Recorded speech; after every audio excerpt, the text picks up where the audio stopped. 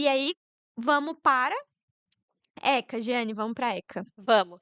Em ECA, pessoal, a gente está apostando em conselho tutelar para começar. Então, pegar o Estatuto da Criança e do Adolescente e dar aquela revisada lá no artigo 133 e seguintes, né, que traz os requisitos para poder ser um conselheiro ou uma conselheira tutelar. E também as atribuições a partir do 136. Então, é lei seca, é lei pura, que as bancas gostam de cobrar. O Rio Grande do Sul tem conselho tutelar, assim, bem atuante, sabe? A Defensoria Pública conversa muito com o conselho tutelar, está inserida nessas redes de proteção da criança e do adolescente. Eh, Inclusive, teve uma ação civil pública ajuizada pelo examinador para garantir que os adolescentes apreendidos em razão de infração cometida, Travou, né? Eu parei de ouvir a Jeane. É, Não sei se mas eu sei o teve. que que ela vai falar. Então Que continua. a ação civil pública garantiu que os adolescentes apreendidos em razão de alguma infração, eles possam ser acompanhados pelos conselheiros tutelares, que não é uma atribuição tão comum do conselho tutelar, mas foi uma grande vitória, assim, para a Defensoria do Rio Grande do Sul, porque é um conselho tutelar bem atuante, é uma defensoria pública que é bem parceira do conselho tutelar, não é todo estado que é assim. Não é Uhum. todo estado que o conselho tutelar é aparelhado ou então que eles têm um aparelhamento suficiente para dar esse suporte para a defensoria. Completei o que você estava falando, Gi. eu ouvi, era isso mesmo. Eu estava ouvindo vocês, acho que caiu só a minha voz. Ah, beleza. Então pode seguir para o próximo. No próximo é apadrinhamento, né.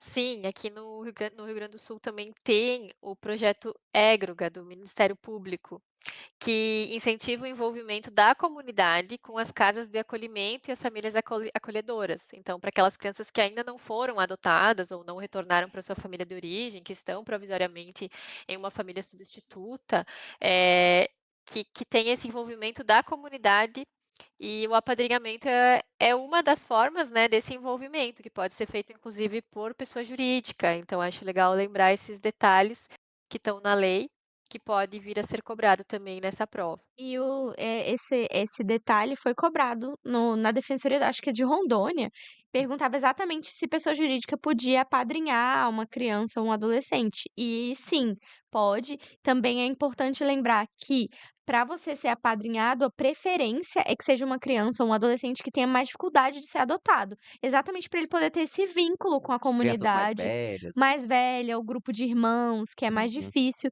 ser adotado, então para ele conseguir ter esse vínculo com a comunidade. E aí várias pessoas jurídicas, inclusive, apadrinham crianças, aí dão presente, material Legal. escolar, porque pode ser ajuda material ou pode ser ajuda também afetiva. Não precisa Uhum. ser só ajuda afetiva, isso é um detalhe importante para lembrar. Também de ECA a gente trouxe algumas jurisprudências, porque a parte de infracional é uma parte que realmente sempre cai, porque é o dia a dia ali de Uhum. um defensor que está na infância. Ou as jurisprudências, assim, umas clássicas que eu acho que vale a pena dar uma olhadinha, por exemplo, da oitiva informal do adolescente. Tem um caso que é recente, que eu coloquei aqui, do informativo 830, que o juiz, antes da audiência, fez a oitiva informal ali do adolescente no corredor do fórum. Caramba. Sem presença de defesa, sem nada, isso é muito comum nos processos com adolescentes, porque o adolescente ele fica ali perdido e os atores da justiça nem sempre estão muito preparados para aquilo ali. Então eu já entrei em várias audiências que já estava rolando tudo e eu não tinha entrado ainda, porque ninguém tinha me mandado o link, ou Entendi. então eu cheguei, o promotor já estava dando uma bronca no adolescente e eu tinha que falar: "Ué, doutor, mas espera aí, o que que tá acontecendo aqui?".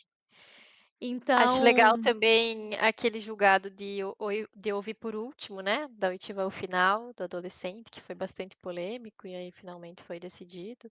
sim, esse aí Também foi Ah, ainda super sim. não. polêmico. Esse, na verdade, eu acho que vale muito conhecer o fundamento dele, né. Uhum. Porque o julgado em si é importante, mas eu acho que o fundamento é até mais, que é a ideia que o processo do menor não pode ser mais grave para o menor do que o processo penal é para o adulto, né. Do adolescente, René, do menor Ah, não. tá bom. E Menor é tecnicamente qual o nome incorreto? É, Ó, sabia não.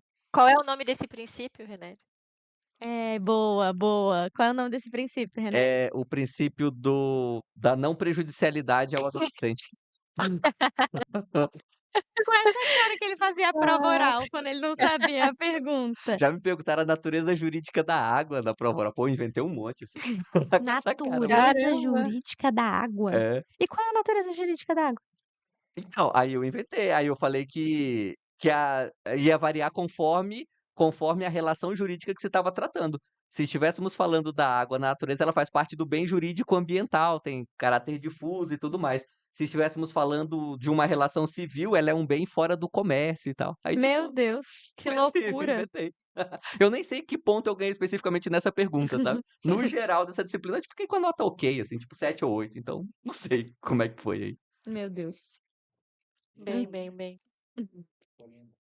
Então, o princípio é da legalidade, René, ele tá no Sinase, tá? No Tem artigo 35, inciso 1º, se eu não me engano. Pô, mas que princípio mais sem graça pra fazer isso. Faltou algum doutorando desocupado pra fazer a tese de doutorado criando um nome bom pra esse princípio, assim, sabe. É, que aí Criando você um ia acertar. subprincípio próprio, sabe, decorrente da legalidade, assim. Então, eu deixei também outros julgados interessantes aqui de medida socioeducativa.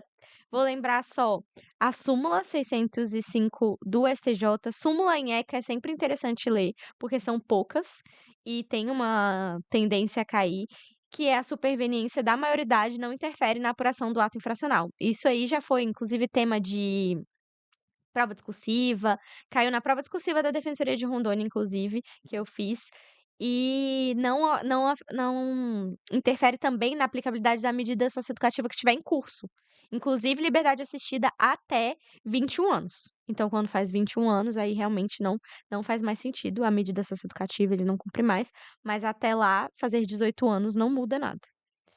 Então essa súmula é bom ler todas as súmulas que tenham relação com ECA, porque é sempre uma boa aposta. Ah, E sim. súmula vinculante, que a gente já apostou,